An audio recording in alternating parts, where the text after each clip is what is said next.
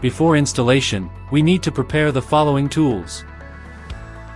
Use a 2.0mm and 1.5mm hex screwdriver. Remove the screws on the top plate of the aircraft and take off the top plate. Next, remove the side panels on both sides of the aircraft, including the CNC side plates of the camera. We move to the camera and remove the M2 screws on both sides of the lens.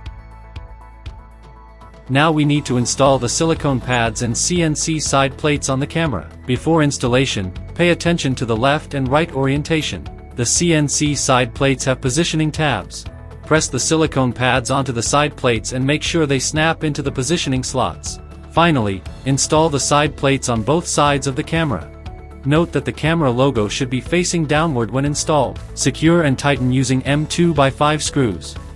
Use the 1.5mm hex screwdriver to remove the 4 screws on the top of the module. Lift the top cover, remove the original video transmission antenna. Replace it with the aircraft's video transmission coaxial cable.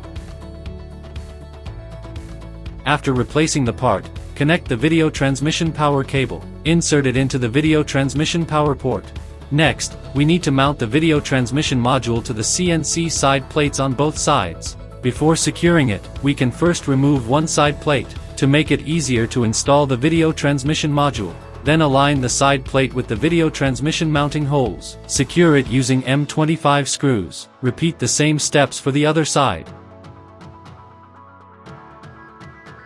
After installation, check whether the camera's silicone pads are flush with the CNC plates. Use tweezers to make adjustments if needed.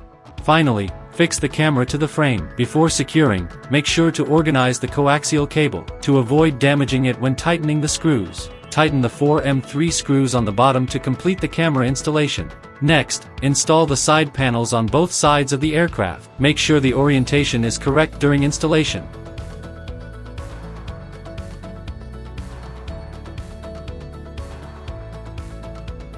Then, install the top plate. Align the XT60 power port with the power hole on the carbon plate. Secure both M2 screws on the sides. Finally, tighten the M3 screws on the top plate to complete the installation.